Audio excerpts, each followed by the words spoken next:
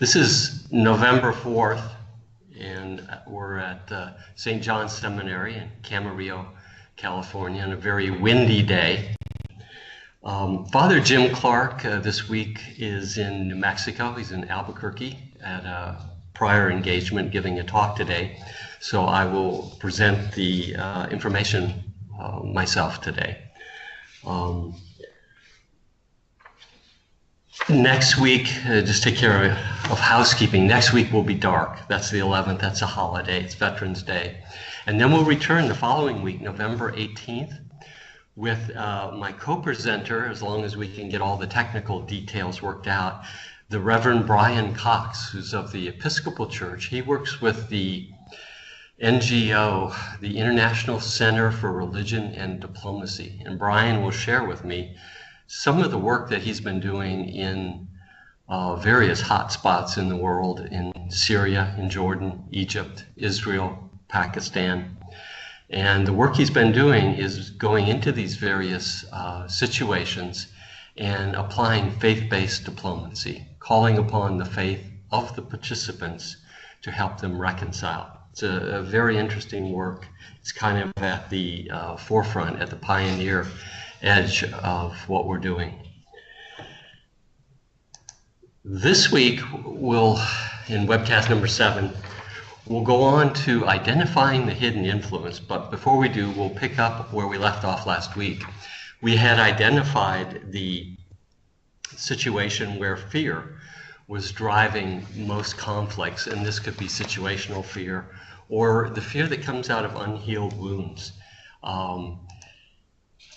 And so we'll pick that up again and return to the third, which is the more extreme case, the extreme case where we have what we might call existential fear, which drives evil.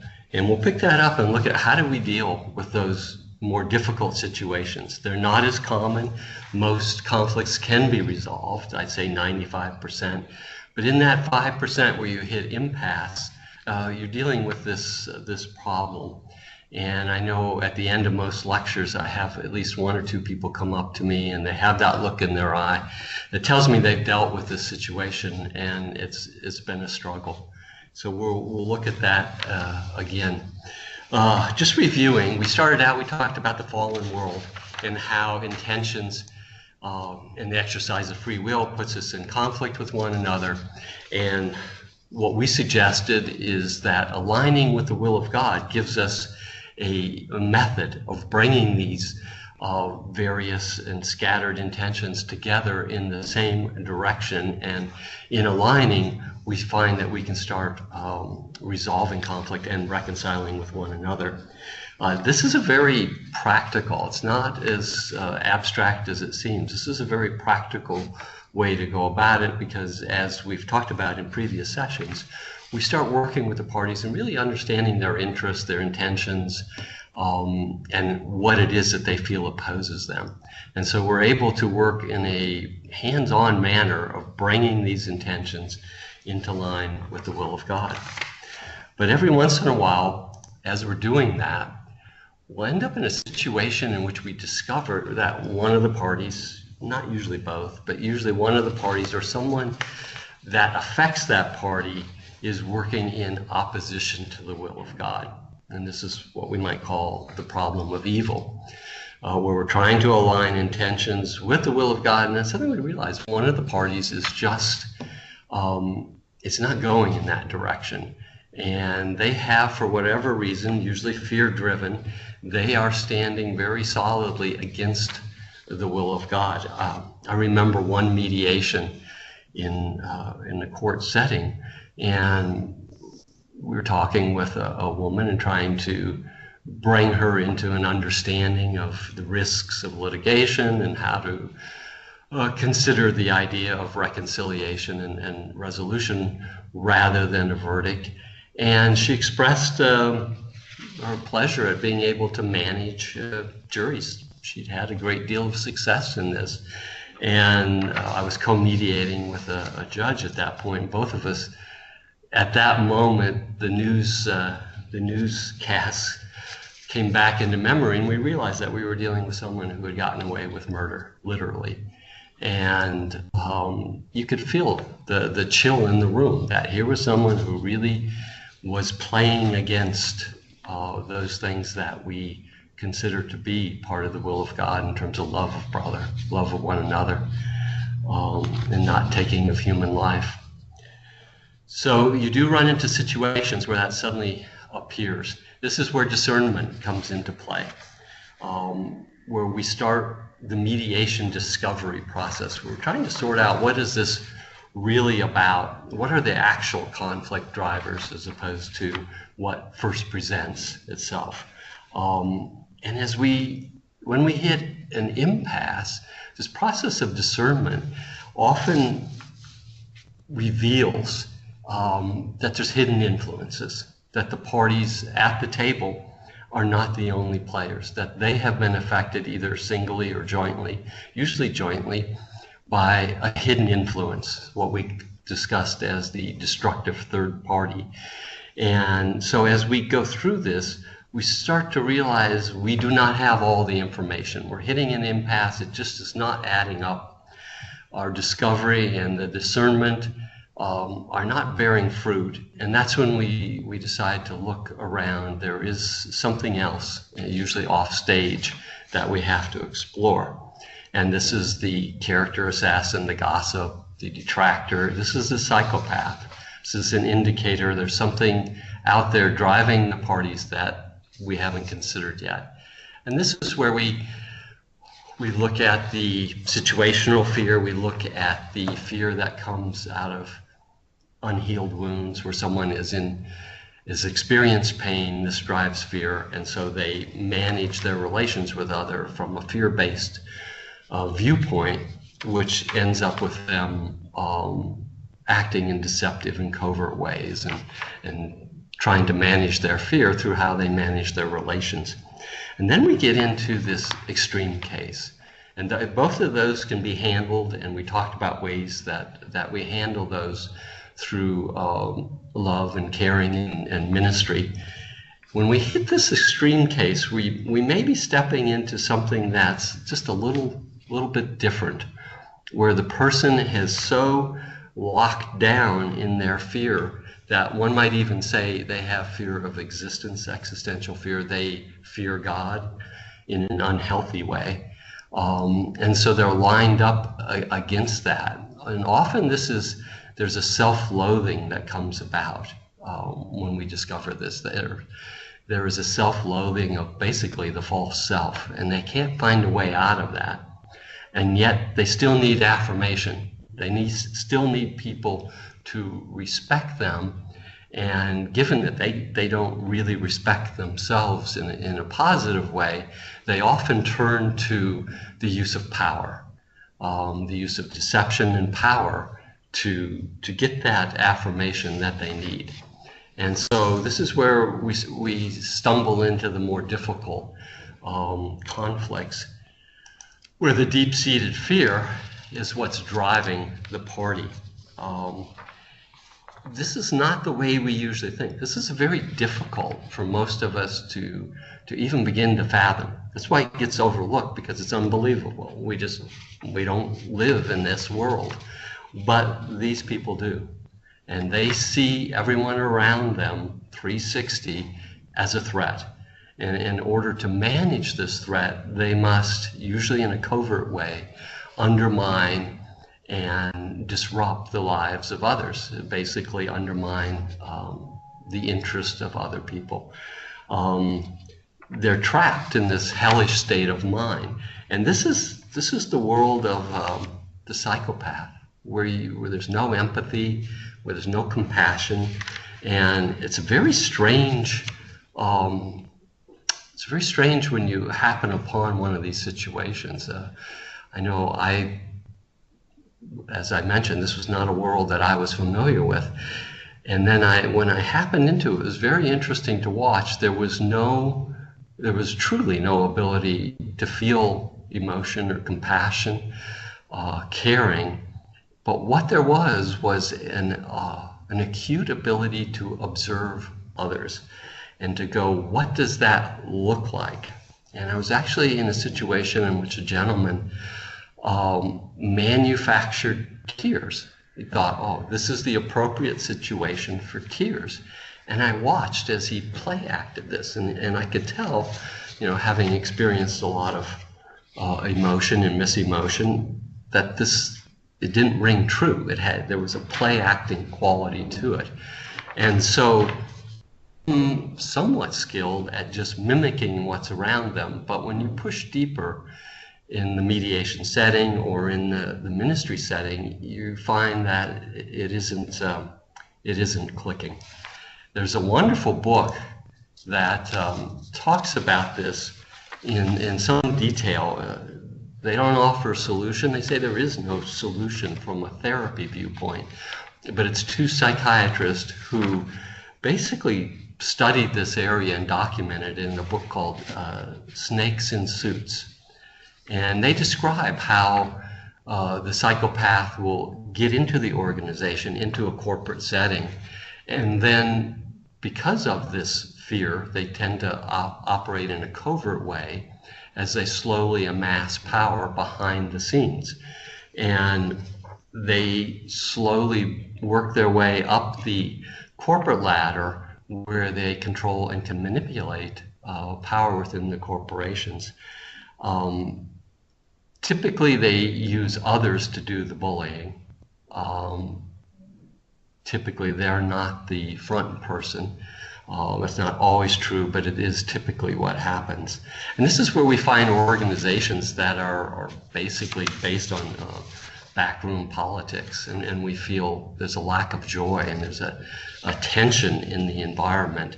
And that's usually because of these kinds of problems in the environment. People who end up involved in this situation feel trapped. They feel that they're caught in a web of lies and deception, and it's very difficult. Life becomes less joyful. Desperation may set in, discouragement may set in. At times, rage may occur where they feel it's like an animal caught in a trap. It's how do I manage this? It seems like at every step they're being outfoxed, outmaneuvered. And so it becomes a situation in which most people start to struggle against the trap. And often it's excused with, well, that's just politics. Well, not necessarily. It doesn't have to be that way. So they feel caught in spider's web, quicksand, flypaper, the metaphors I've used. And they feel a need to fight, but when they fight, the trap tightens. And this is where we get into the need to use a different approach. This is St. Peter in the Garden of Gethsemane, when Jesus says, no, we're not going to do it that way. Put away the sword.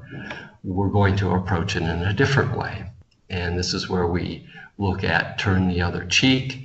And we start to see that what's being conveyed is this non-resistance, this not using force and effort, which traps us further into the situation where someone who is manifesting evil intentions, harmful intentions, almost appreciates that. They appreciate the pushback because it gets you more embroiled, more trapped. And so Jesus taught us a different way to go about doing that. And that's what we're looking at in this approach to the most extreme examples of resolving conflict. This whole feeling of being trapped and so forth, that is created by very few individuals who are opposed to the will of God.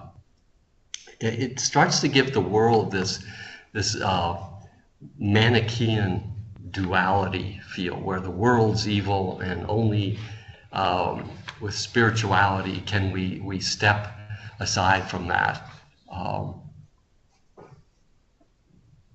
And sorry, I was checking the messages there. And so this can lead to the heresy of thinking, okay, the world is evil, but it's not. As we start sorting this out, we realize that what we're dealing with is not a bad world, not a bad creation. What we're dealing with is disordered wills.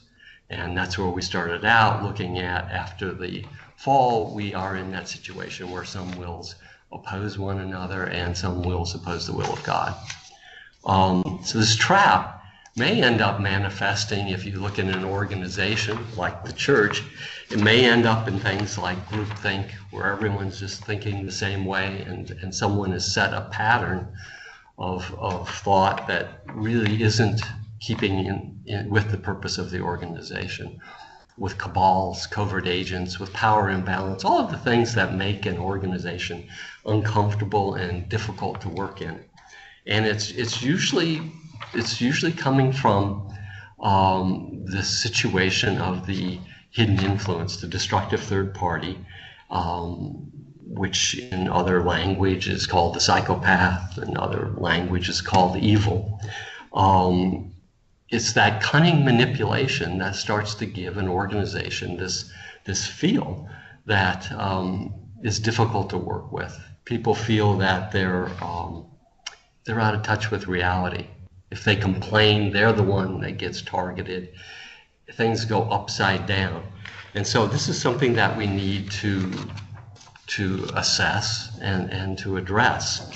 It's interesting that this past week, Pope Francis, in his homily of October 30th, that's Thursday, October 30th, 2014, made the comment, addressed the idea that the devil is more than an idea. And he referenced St. Paul's letter to the Ephesians, in which he talks about putting on the armor of God. We're in that area of work with this particular phenomenon when we get into the hidden influence, the destructive third party, the psychopath, those who are manifesting evil or harmful intentions. That's where we're at, is we are working in a very practical level with putting on the armor of God. And as was noted in that homily, the battle is not with small trivial things, but rather with the principalities and ruling forces of this world, which are rooted in the devil and his followers. So we start to see that theological connection back to where we started, where the original destructive third party was the serpent in the garden. So we see that same theme reappear and reappear. And Pope Francis noted that we fight with the truth and with faith in God. We fight with faith and love, and those are our tools.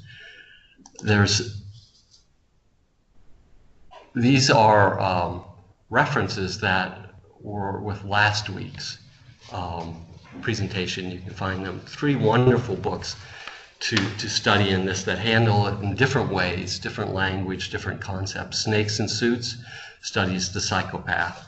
The Devil You Don't Know is a very practical look at evil in the world by Father Camelli.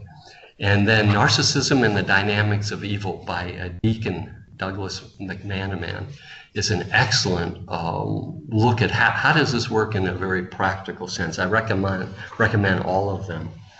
And putting on the armor, it's funny, we talked about in the catechism, we even talk about life is filled with the dour combat with evil. So we see that this is a theme that the church has taken up, and we're now moving into that area. Now, one way we can deal with that, of course, is by walking away. There are times when this is the solution. We might have to sacrifice our interests. We might suffer a loss. We might lose face. But we nonetheless have to walk away. We have to detach from those things and walk away, because we may realize, we're not sufficiently spiritually formed to face that particular thing, and we realize that better that we go engage in spiritual direction now that we've had a taste of this, and come back better prepared. So sometimes walking away is something that's the best recommendation for a party. The loss of face, the loss in other areas can come right under the area of poverty and humility in a Franciscan way. That sometimes we have to be humble enough to know this is something that we can't handle. Now, Francis approached this, and this is a wonderful part of, let's see if we get that again.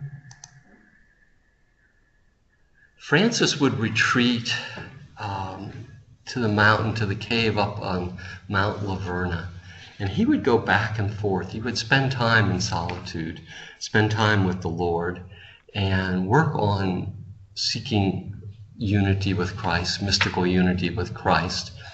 And this was an important step, and I think from our viewpoint of approaching this with Franciscan spirituality, this is a key, is for us to take the time to go into that retreat mode, to go into solitude, and basically to put on that spiritual armor and to take in a sense, a supernatural perspective, to take Christ's perspective on what we're looking at. I think too often maybe we look at a retreat as, okay, I just need the time to get away. I just need to, put down that burden and be free from it. Whereas the way Francis approached this, and what I think we need to be mindful of, is that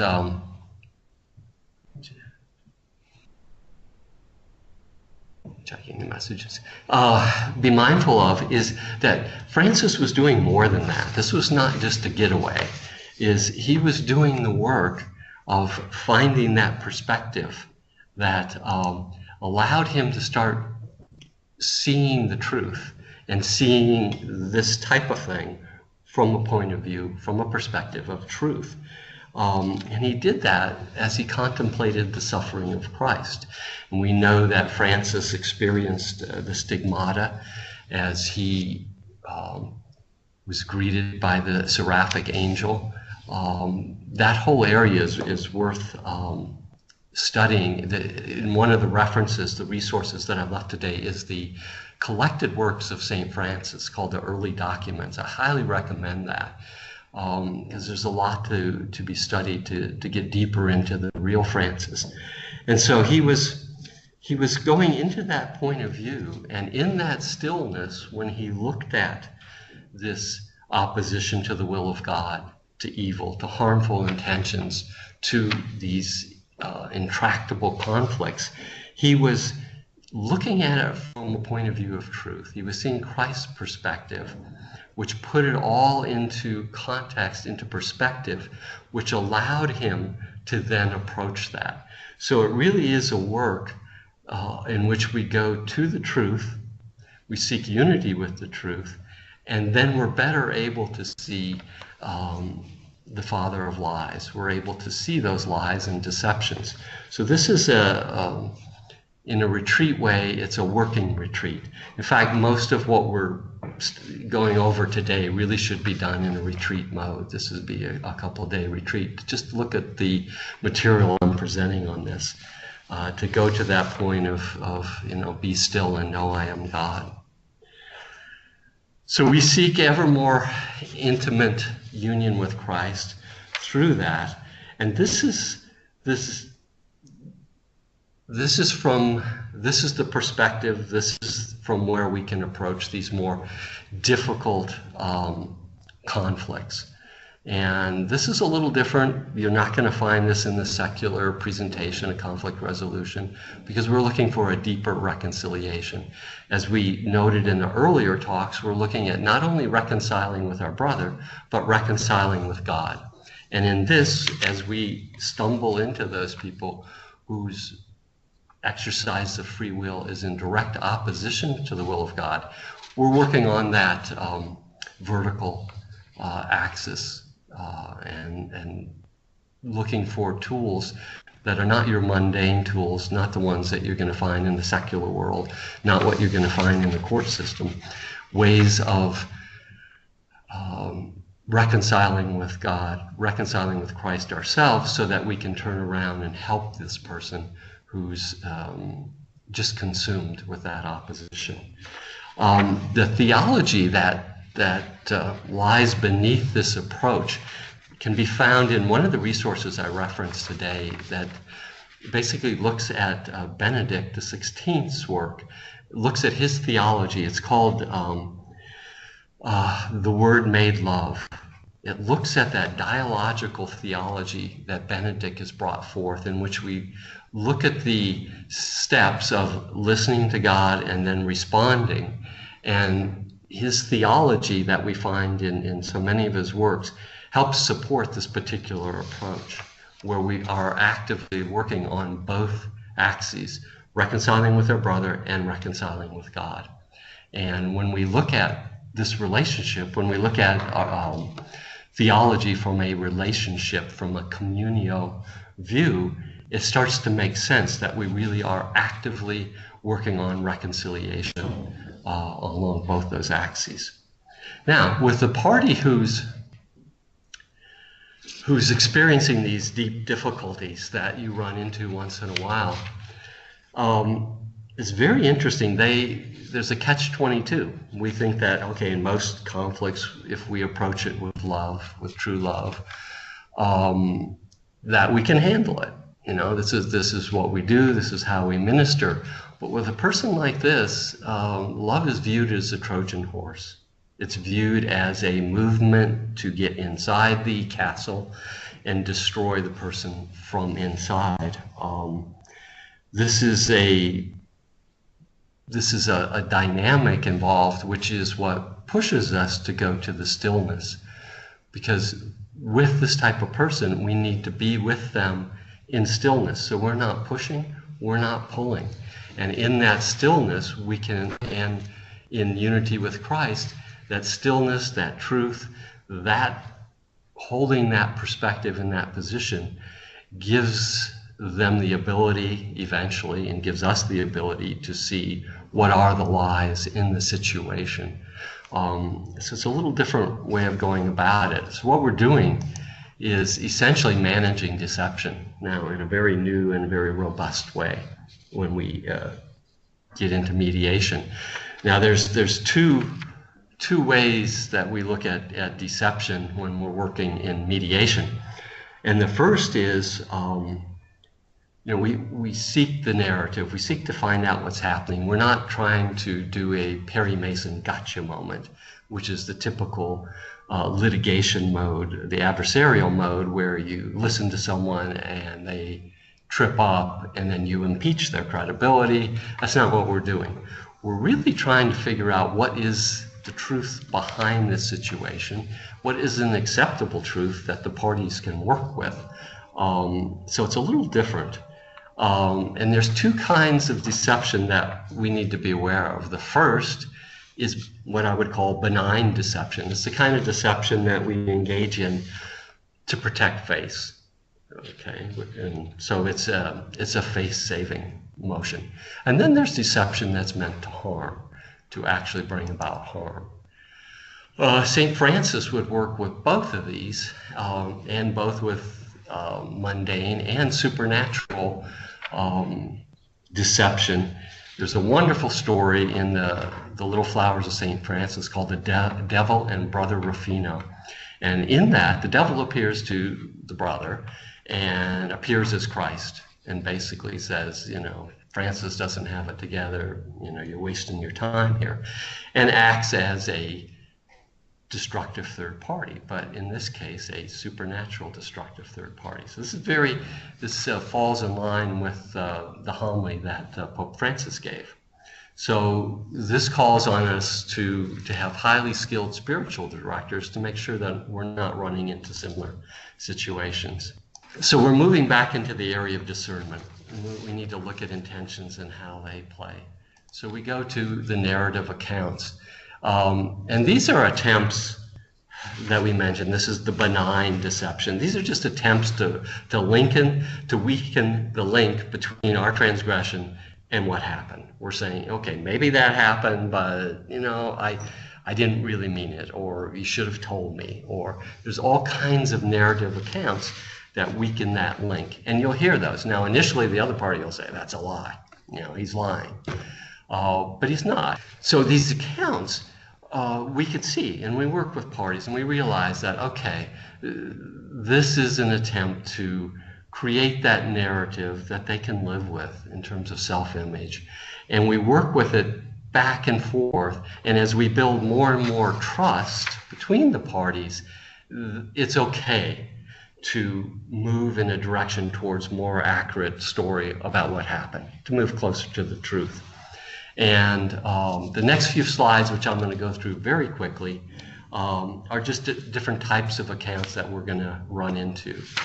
And we won't spend a lot of time here. You have them on the PowerPoint. Just different ways that people manage that they manage the link between their action and the consequences. And so how do we respond to these? Well, first, we pay attention to using face-sensitive messages. As a mediator, we realize what's happening and that we're working with face, that we're protecting face, restoring face, and dealing with face-saving behaviors. And then we may explore how does their behavior align with the norms, with what was expected, and they can discuss that and maybe come to some understanding, and the narrative changes as they move closer and closer. We engage in information seeking, trying to really find out what were the events and how did they see them. And we refrain from overt evaluation and attacks. And if we challenge or use directives and demands, we do it in a very sensitive manner. So we're working with face. We don't want to freeze the party. Typically in a litigation situation or in many adversarial things, we listen to a story and then we make the party stick to it. We freeze them, we lock them into their first story. And we don't want to do that in mediation because we're not trying to impeach their original story, we're trying to transform it. So we work with them on redrafting their narrative. And so that moves closer and closer to an accurate narrative, moves closer to the truth, until it's a truth that both parties can accept. And now we're on the same page and ready to write the story of the future. Another thing that we do while we're listening to the story is we want to assess that story. And this is where we get into figuring out what's the nature of deception here. Now, it may be benign, it may be face-saving, but some of our tools is, does the story make sense? Is this logical, what we're hearing? We may not be hearing something that makes a whole bunch of sense, and that just gives us strings to pull to help the party redraft that narrative and to help it become more accurate. Some of the things that can be dropped out was something omitted. I mean, you can listen to the story and you realize, no, there's something here that's missing. This could be the hidden influence. It could be something that occurred that's not revealed. And so we need to look, okay, we can work with everything we have in front of us, but is there something missing? I think I mentioned this last week, when I would co-mediate with this one judge, we would read the briefs ahead of time. And there would always be something mentioned in maybe one brief and not at all in the other, or maybe in both. There was something that you realized was an important part of this case and it just wasn't there. And you knew this was the string to pull. You had to ask about that because it was being omitted for reasons. There was a purpose. Time. Sometimes we can listen to a whole story and we think, oh, okay, we understand, we need to do something about this. And then the party forgot to tell us this was 12 years ago. Okay, and they're talking about an old wound, and this is really a proxy conflict. So time matters in terms of like, okay, when did this occur?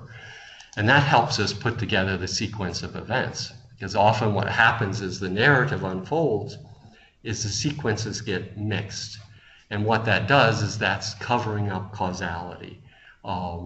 We forget to mention, we talk about what the other party did to us. Boy, when that guy slapped me, of course, I was very, very upset. Well, we forget to mention that just before that, what did we do to them? And so it mixes up causality. So this is a big area to listen and then use clarifying questions to check and say, okay, what sequence did that happen? What happened first? What happened second? And you may end up having to work back and forth with the parties to really get that straight, because it may be distorted on both ends. And falsehoods. That's fairly obvious, but a lot of times we just go past this. And that's when the facts are contradictory. First time we hear the story, you know, the light was green when I went through it. Then later, oh, the light was red. Okay. Well, they're contradictory facts. So that means that either one fact or both facts are false. So we need to know that when we start getting into the area where there's contradiction within the story. And that can help us start pulling the string. What we're doing with these things are all finding areas, when the logic isn't there, we're finding the areas that we can pull the string to get a more accurate story. And we keep moving that more and more towards the story that's going to help resolve this conflict. Or it may be the story that helps us identify that there's a hidden influence. There's someone else driving this, and it isn't between the parties themselves.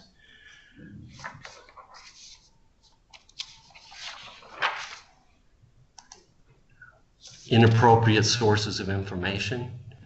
You know, it may be a source that, let's say that the dispute involved buying a car, but the person was talking to his friend, a pet groomer, before he bought the car about, you know, the value of the car, or afterward. And so he's going to the wrong source for valid information. This often happens if someone feels, well, I should be upset about this, you know, that guy really took advantage of me. And then we find out, well, he's been talking to someone who has no expertise in that particular area. So we need to clarify that. And that starts changing the certainty on having been wrong in that area. Wrong sources of authority, where the person says, well, the example I use is a high-level executive signs a multi-million-dollar contract and says, well, you know, I discussed it the night before with my son, and he thought it was a pretty good deal. Well, obviously, the son would be a wrong source of authority to see that that was a good deal. So we need to check that to make sure that someone's not referencing something that just is an inapplicable source. Are the parties referencing incorrect goals or purposes? Working for the church, and let's say that they have a different goal in mind, a different interest, and you realize it's moving the whole organization off in a different direction. So, and that can give rise to conflict, and it can give rise to the confusion and so forth that ends up in deception. The other thing, has the party stated wrong or harmful intentions? You know, are we dealing with something here that we need to dig deeper in and find out what's the source on that? Where is this coming from? And it may be their own, or it may be from someone else that's fired them up. Another is the whole presentation, the story. Is it illogical? You know, in what ways has logic been violated? This is a very, very important one, where you're just looking overall. Does this really, really make sense? And now what you can do as a mediator, now there seems to be a lot of emphasis here on logic and reason. And those are tools you use, but as a mediator, it can't be just a very kind of litigious presentation of facts. This is storytelling involved. We're listening to the story. And so sometimes with a party, what a mediator has to do, and this is why training in improvisational techniques is wonderful for a mediator, is sometimes you have to restate it. You have to play with it a little bit. Like if something's just illogical, you may realize that people are accepting a situation that to an outsider, to a neutral, such as a mediator, you look at it and go, this is crazy. This should not be happening. This is crazy. But the people have built, the parties have built into this over a period of time, and they've started to accept falsehoods. And so there's this whole acceptance of something that is just, on the face of it, illogical. You can't say that often without threatening face. So maybe what you do is say, well, let's take that fact pattern and let's apply it to another situation. Let's look at those facts, apply it to another situation, and see how it looks. and this may loosen up that phenomenon of it being totally illogical. You can ask them, there's different ways that you can play with this. Help me understand how this works. And I'm going to go talk to the other party, and I'm going to relay your story, but I'm not sure I make sense out of this. Can you help me understand how I need to present that? And in a sense, you're asking for help from the party, clarifying the logic of the situation, and sometimes just working together in that and saying, well, help me, how am I going to tell this story in a logical way? Because right now, if I go over there, I don't think they're going to accept this. This seems to, you said it was red, now you said it was green. I'm not sure. Can you help me communicate to them why this is different, why this is contradictory? So these are just the steps that you go through. I mean, there's one situation, so you redraft the narrative. There's one thing that I'm working on right now in which I need to do that, in which the fact pattern is illogical. It's based on the acceptance of things that individually seen in the correct light would not be accepted by the parties. They would look at it and go, no, we do not accept that. That's not part of our principles. That's not part of who we are. And yet it's become entangled in a story that's brought it acceptance. So now it's like, well, I'm going to write basically a scenario and say, well, let's look at this in a different setting, and would you accept that? Same fact pattern, different setting. And what it does is it breaks those ties with that area where blindness has occurred. Basically, we've come to accept deception, we've come to accept an untruth, and we've become blind. We have blind spots. And so in a way, by redrafting it, restructuring it, we give the party a chance to see it in a new context. So as a mediator, we're doing this all the time. As a priest, in a sense, as we present the gospel, as a priest presents the gospel, as the priest presents the word, it's bumping up constantly against, what should we say, lives that are structured on things that don't make sense from the point of view of the will of God. And so we're constantly within the church, as in catechism, and then priests are constantly working with parishioners in terms of how do they come to grips with the story that they're living, and how might they modify that story to bring it in line with the word. And that's that whole, when we step back and we look at the theology of it, that's the whole approach Benedict XVI is laying forth in his theology. Very, very powerful look at theology and how we're using that today. I don't know that that's actually come into the culture of the church entirely in its full strength. There's some very, very powerful work that he's done in that area. One of the other things that we get into at this point is, so let's say that we've worked with the story and we find that there's things that don't make sense. We find that there's deception, but we may not find that it's in the room. We may find that it's someplace else, and this is the hidden influence and the destructive party, which we've talked about. They're taking their cues from somewhere off stage that we're not seeing, and now we need to investigate. And where did those assumptions originate? Now, I'm going to go very quickly through the next quite a few slides, but the value of this area is the PowerPoint that you can use, that these are a list of prompts, of questions, an extensive list that you can use in your work to investigate and discover, is there a hidden influence or third party at work here?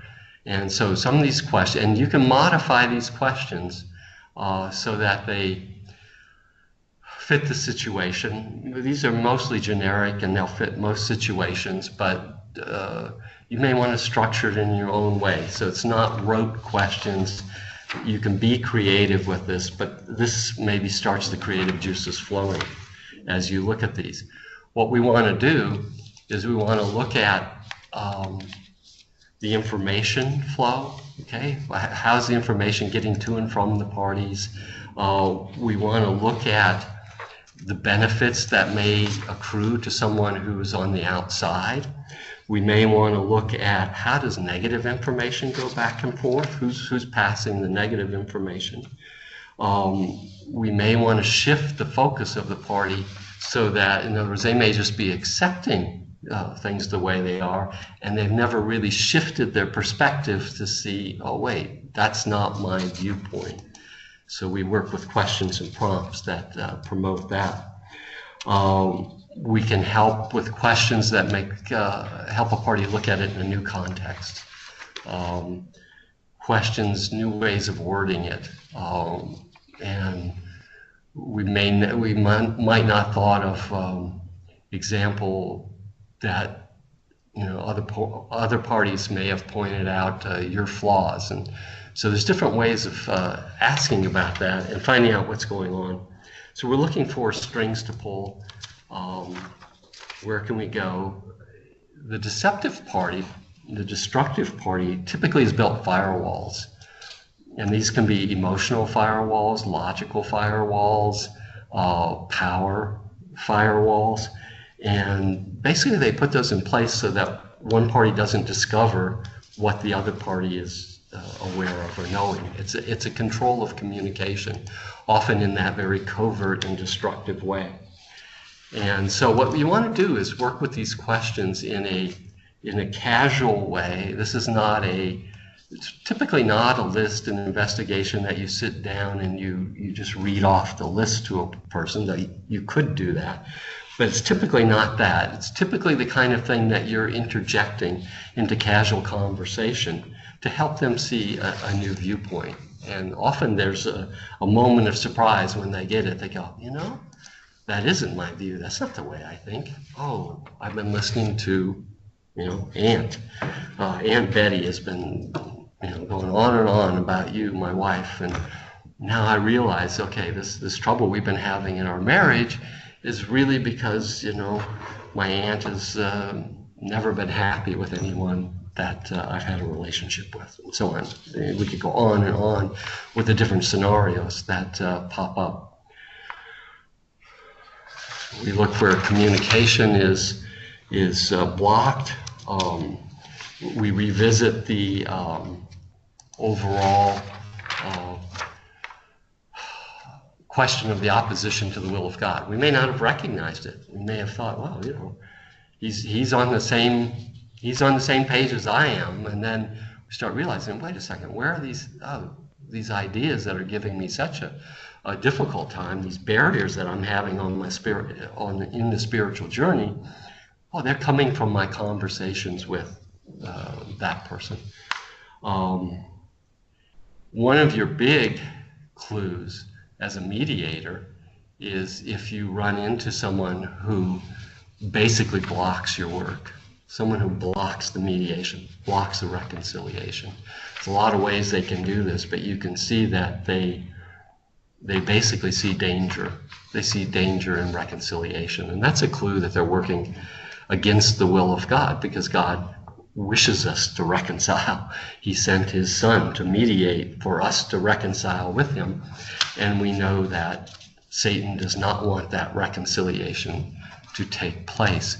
So when we find, that's a big clue, when we find people working against reconciliation, that's always a string to be pulled. Now, it could be a situation where they just don't like you as a mediator, in which case they may ask you to find someone else to work with them.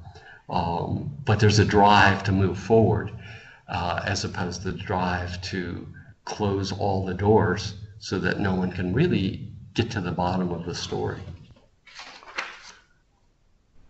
And continuing with the questions. And we could be doing this, I mentioned last week Columbo, but there's also, of course, Father Brown, the wonderful G.K. Chesterton character, who considers and looks at, if we watch some of the film, some of the TV shows done with Father Brown, you see that continual mulling over, okay, that doesn't make sense, and the logic of a case. And in a way, he's looking for what is the real narrative here? How has deception impaired our ability to tell what's going on here?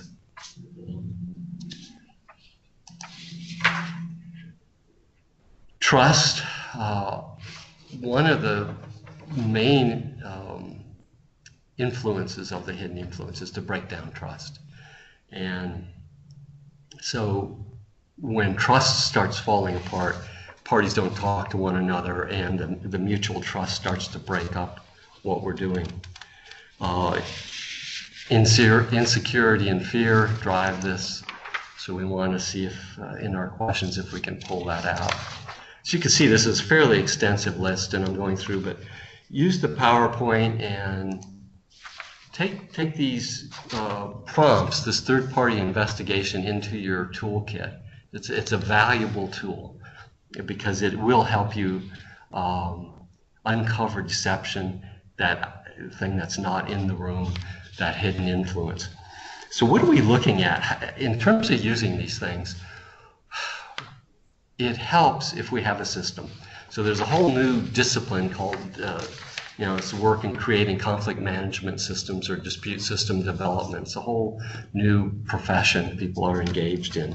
And what they're looking is to design systems for particular organizations, usually corporations. But as a church, we can look at that too. And we can start asking, what does the church need to do? What system, what design would we put into place to prevent, manage, resolve conflict, and to reconcile the faithful? We have various tools like canon, the code of canon law, and so forth, but this is taking a slightly different perspective and saying, okay, we know there's going to be conflict. We know we're living in a fallen world. We know that our purpose, what we're doing, is bringing about reconciliation between brothers and with God. What system could we put into place that is unique and that addresses that? And one thing I've suggested, and I think is worth exploring, is to have a small committee of priests who specialize in looking at this question, and they maybe consult with the vicar for the clergy on what's happening on the ground, what kinds of components to a system would most help with the situations we face, what would make our lives better, easier, and in the long run, what would help the Archdiocese move forward with a peaceful future, so that we have a safe place and a sacred place, being the church. We can become the place where people come for conflict resolution. And what are we trying to do with such a system? Normalize conflict resolution. We want to get to the point where we say, that's how we do it, okay? And we provide how-to knowledge on how to do this. It's based on scripture, tradition, and sacrament. And so what we're doing is we're lessening fear, increasing safety and hope, and we're saying, hey, here's the way that we do this. And then that gives people confidence. And part of that is access. People need access to this. And so we need to design it for easy access, and remove the barriers to convening, reduce the avoidance factor, and remove the negative social pressure so that this becomes the thing to do. That's the normalization. So people have access.